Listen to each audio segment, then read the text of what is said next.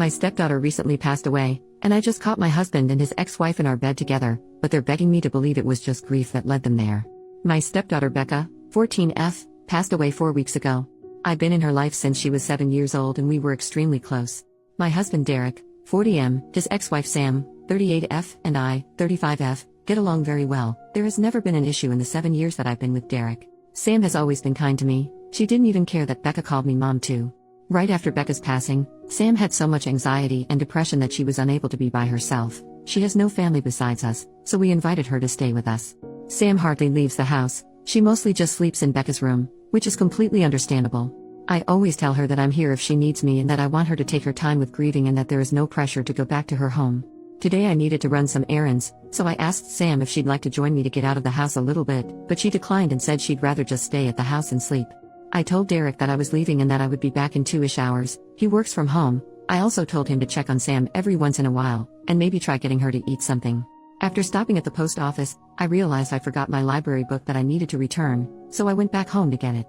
As soon as I walked in the door, I heard sounds coming from mine and Derek's bedroom. I immediately knew what was happening, and my heart completely broke in that moment.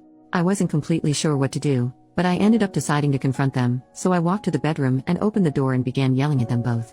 Sam started having an anxiety attack and ran to the bathroom while Derek kept apologizing profusely.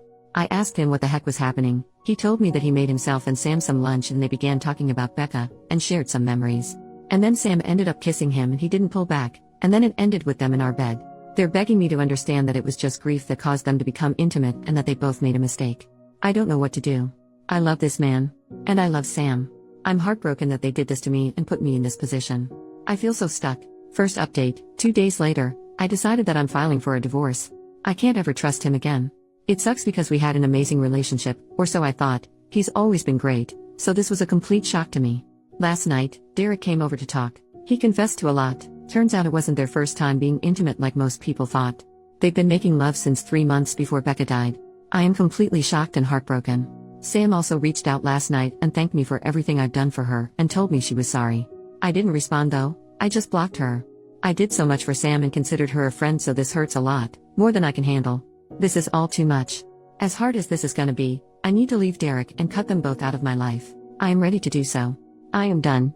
Also, some people are saying I deserve this because I should have known better than to let Sam into our home, around Derek. But, you need to understand that I'm a giving person. I trust people more than I should. I truly thought Sam was an amazing person. I know it's unusual to become friends with your husband's ex-wife, but it's just how it went for us, and I shouldn't be blamed for what happened. Thank you to everyone who commented nice things and for the kind messages. You've all been helpful during this insanely difficult time. I appreciate it.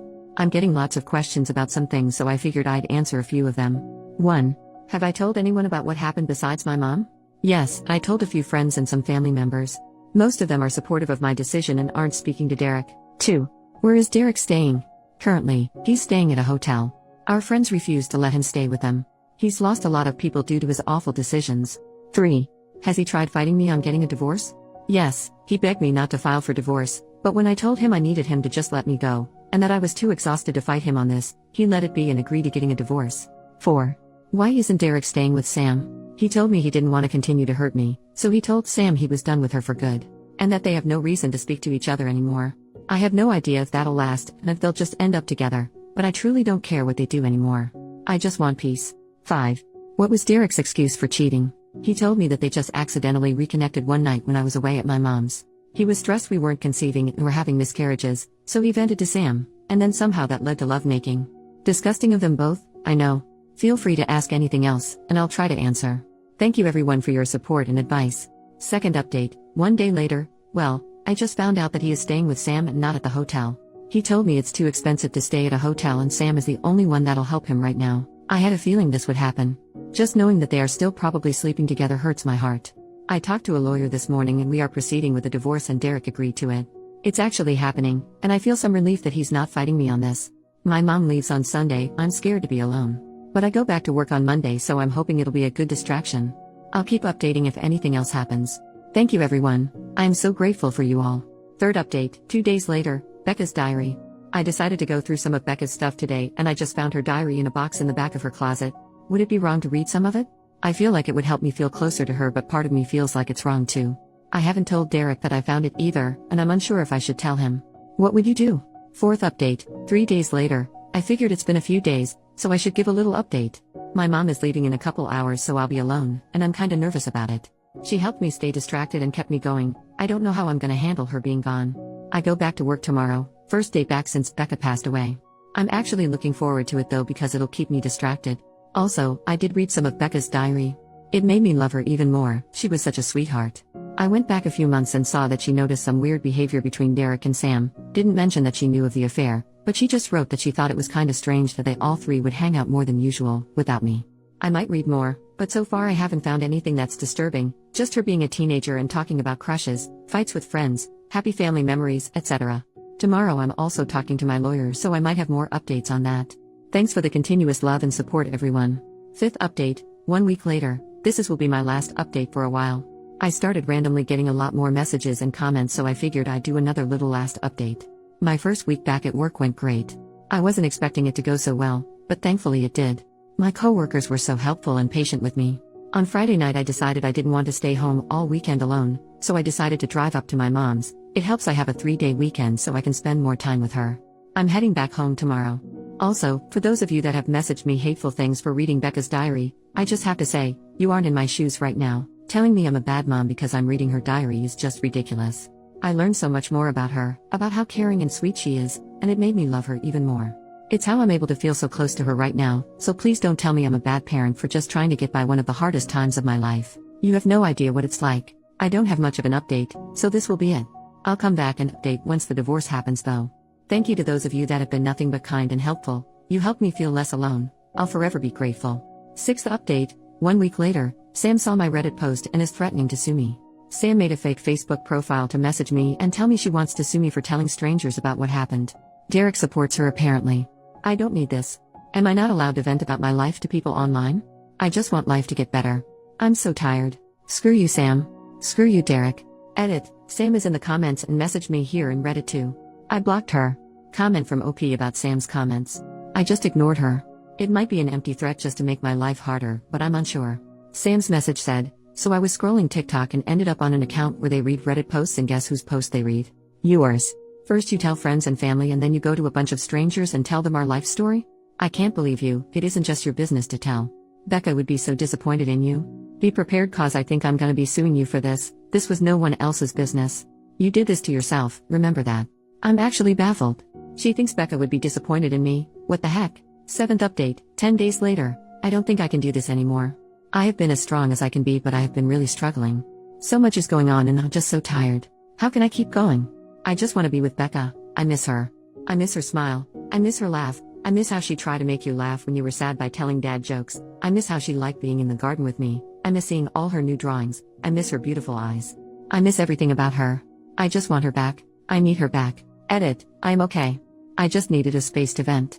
I was getting so many messages asking if I'm alright, and I just wanted to say thank you to those that reached out. I'm okay. I will be okay. Some days are harder than others, but I think I'll get through this. I'm so grateful for the little community I have here. Thank you all so much. 8th update, 2 weeks later. Sam ended up taking her own life on June 20th. I am still trying to process everything. She had hurt me deeply, but this isn't something I wanted whatsoever. And Derek blames me. I feel so many things and I'm gonna be away for a while again, but I wanted to update you all. Thanks for the love, everyone. 9th update, 10 days later. I'm taking a break from Reddit and going on a trip in a week. Well, I'm doing it. I'm taking the advice that so many of you had. I'm going on a trip since my job doesn't need me till the middle of August. I was so lucky I had my mom come stay with me a lot and had my best friend come stay with me when my mom couldn't. But I felt like I was asking too much of them. So I decided that maybe traveling might actually be a good idea. In a week, I'm going to Norway. Becca and I always wanted to go there one day. It was on our bucket list. I'm actually excited. I'm also thinking of getting a pet when I come back, but might wait till I move. Thank you to those that recommended I do this. Becca would be happy I'm doing this. She'd be so frickin' thrilled for me. You probably won't hear from me for a while. I'm taking a long break from Reddit and all my social media. I think it's best for me. But just know, I love and appreciate all of you that have been there for me. I would have been so lost without some of you. Yours truly, Alyssa. 10th update, 3.5 months later. Hi everyone. I haven't been on here in so long. I got so many messages asking me to do an update, so here it is. Norway was absolutely breathtaking. I had so much fun and met some amazing people while I was there. I plan on returning in the future for sure. A couple weeks ago was the 6-month anniversary of Becca's death. It's been hard, but it's getting easier to live everyday life, but it also pains me to say that, because I feel guilty for moving on and healing. I don't know if that makes sense, maybe it does to those who have also lost someone close. I moved out of Derek's and my house a month ago and got myself a cozy little house all to myself, and oh yeah, I got a dog. His name is Charlie and he's a darling little Cavalier Spaniel. He's been great. I absolutely love him.